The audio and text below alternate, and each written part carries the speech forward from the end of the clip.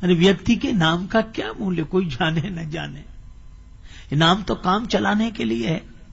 अगर कोई नाम ना हो तो ये वो कहां तक करते रहेंगे। एक गांव में किसी बेटी का विवाह हुआ। मक्खन निकालना कला होती है, दधी मंथन करके। अब वो बेचारी शहर की रहने वाली, उसे ढंग मालूम नहीं। सास से कहा, माता जी मटकी में मक्खन आ गया है, उसे चलकर निकाल लो। माता जी बड़ी नाराज हुई, बहुत बुरा भला कहा। अब बहू समझे नहीं बात क्या है। सही बात यह थी कि बहू के ससुर का नाम था मक्खन लाल। वो ऐसे ही चली गई कि मटकी में मक्खन आ गया है। उसे कान पकड़े, क्या आइंदा ध्यान रखूंगी। पर उसके लिए तो फिर वही समस्या थी। तीसरे दिन फिर वही समस्या। तो गई, बोले माता जी मटकी में वो परसों क्या। अब वो फिर नाम लेना पड़े। तो यही बोली कि माता जी मटकी में ससुर जी आ गए, उन्हें चलकर निकाल लो। तो हम लोगों के नाम तो काम चलाने के लिए हैं। कोई भी नाम बना रहे। एक गांव में एक आदमी का नाम था ठनठन पाल। उसकी पत्नी को बड़ा बुरा लगे, क्योंकि मोहल्ले की सब बधुएं कहती, देखो ठनठन पाल की बहू आ रही है, वो ठनठन पाल। तो उसने अपने पति से कहा कि नाम बदलो। पति ने कहा कि नाम में क्या रखा है, कुछ भी बना रहे। नहीं बदलो, नहीं तो मैं घर बदल कर चली जाऊंगी, मायके चली जाऊंगी।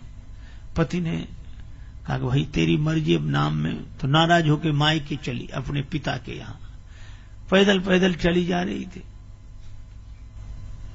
रास्ते में एक बालिका लकड़ी बीन रही थी। इसने पूछा, बेटी तुम्हारा क्या नाम है? बड़ी गरीबनी जान पड़ती हो, लकड़ी बीन रही हो। उस बालिका ने कहा कि मेरा नाम लक्ष्मी है। उसका लकड़ी बीने लक्ष्मी, चलो खैर होगा। आगे चले, एक बैलगाड़ी में भूसा भरा हुआ। एक आदमी गाड़ी हाँकते आ रहा था।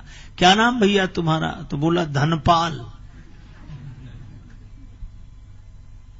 आगे बढ़े तो एक की शव यात्रा निकल रही थी। ये भैया कौन? बड़े अच्छे आदमी थे, वो आज चले गए। क्या नाम था इनका? इनका नाम था अमर सिंह जी। वहीं से लौटे आई। पति ने आकर घर में पूछा कि क्यों लौट आई, नाराज गई थी तुम? कहा मेरी नाराजी दूर हो गई रास्ते में। कैसे? तो उसने कहा कि लकड़ी बीने लक्ष्मी और भुस ढोवे धनपाल, और अमर सिंह तो मर गए तो भले मेरे ठन पाल। जब यही सब होना है, लेकिन बड़ी कठिनाई। भक्तों के बीच में भक्ति बढ़े। कबीरा तेरी झोपड़ी गलकट्टों के पास, जो करेंगे सो भरेंगे, तू क्यों हो तो उदास। बड़ा मुश्किल है केर बेर का संग। कबीरदास जी बैठे, बगल में वेश्या की हवेली।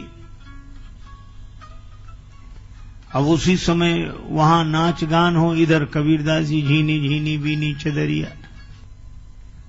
उनका ये बाबा जी की वजह से बहुत डिस्टरबेंस होता है।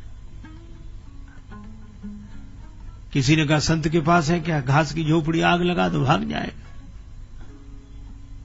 आग लगा दी, कबीर की झोपड़ी जलने लगी। कबीरदास जी बोले कोई बात नहीं, बाहर मैदान में बैठ के भजन करेंगे। झोपड़ी में आग लग जाए तो क्या, मैदान को तो कोई कुछ कर नहीं रहा, मैदान में बैठे। मैदान बैठ गए।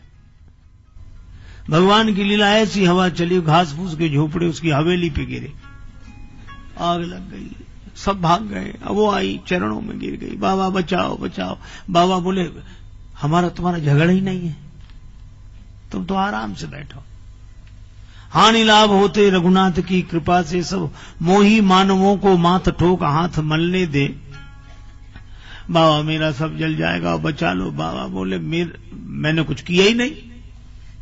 तो फिर कबीरदास जी बोले, तेरे यारों ने मेरी झोपड़ी में लगाई आग, अब मेरे यार के भी जरा अरमान निकलने दे।